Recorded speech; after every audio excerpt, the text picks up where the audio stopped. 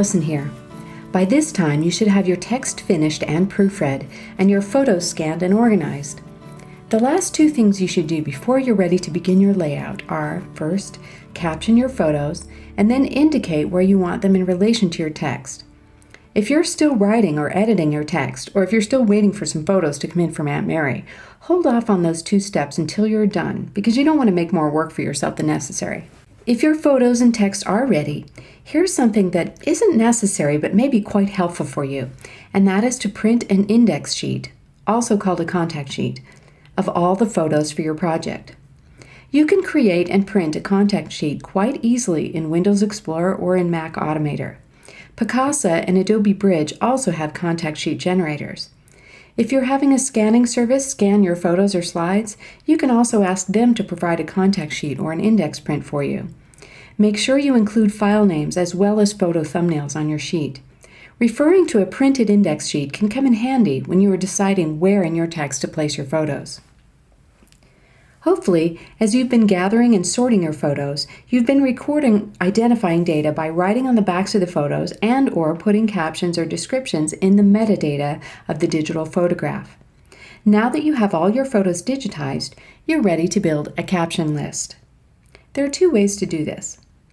One way is to put all your captions in the metadata of the digital file. We covered metadata in more detail in the video Organizing Your Digital Photos. Adding captions in the photo's metadata is the digital equivalent of writing on the back of a snapshot. The information you type into the metadata should travel with the photo even if you move it to another computer. Typing a caption into the metadata of the photo is fairly easy to do in Windows Explorer or in iPhoto if you have a Mac. We showed you how to do this in detail in the Organizing Your Digital Photos video. You can also add captions in Picasa and Adobe Bridge. If you have Photoshop or Photoshop Elements, you can also add metadata directly to the photo. Click File, File Info, and type your caption into the description file. If the idea of working in the metadata is intimidating to you, or if you're having someone else digitize your files and you don't want to deal with the computer stuff, you can also create a simple caption list in your word processor. Simply type the name of the photo file name as it appears on your computer. This is where a printed contact sheet can come in handy. And type the caption next to it. Whichever method you choose, you just want to make sure that you have your photo captions written before you begin layout. Then you can simply cut and paste the caption from the photo metadata or the caption list and into your caption box during layout. In this example, the caption is being copied from the metadata, in this case from Adobe Bridge, and pasted into the caption box.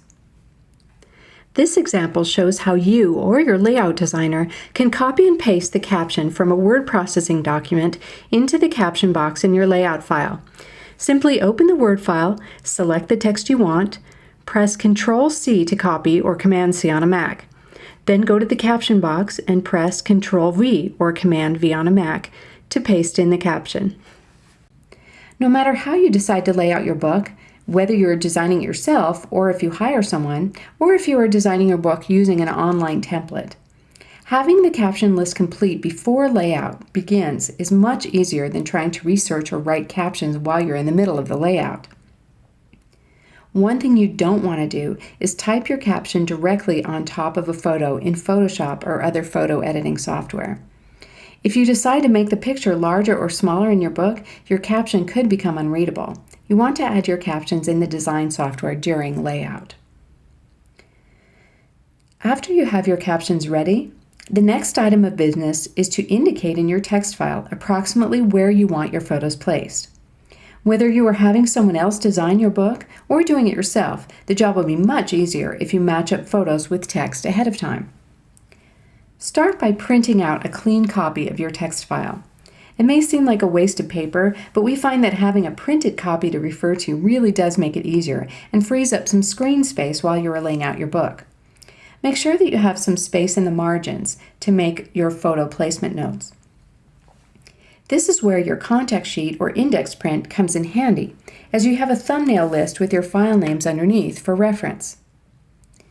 In the margins, write the photo file names in the margin near to the related text, approximately where you'd like the photo to appear. You can circle or check it off on your index sheet so that you know you've already placed that photo and don't end up using it twice. It might be a good idea to do this in pencil so that it's easier to change your mind. Continue to indicate your photo placement until you've used up all your photos. If you have more photos than you think will fit, you can always group related photos into a collage or photo spread. Not all photos need to link up exactly with the text. When your captions are complete and you have indicated where to place photos in your text, you're ready to move on to the layout process. Just to be sure, look at the Are You Ready chart in your How to Save Your Life guidebook. And be sure to visit the Members section of the howtosaveyourlifeinabook.com website for even more tips and instructions.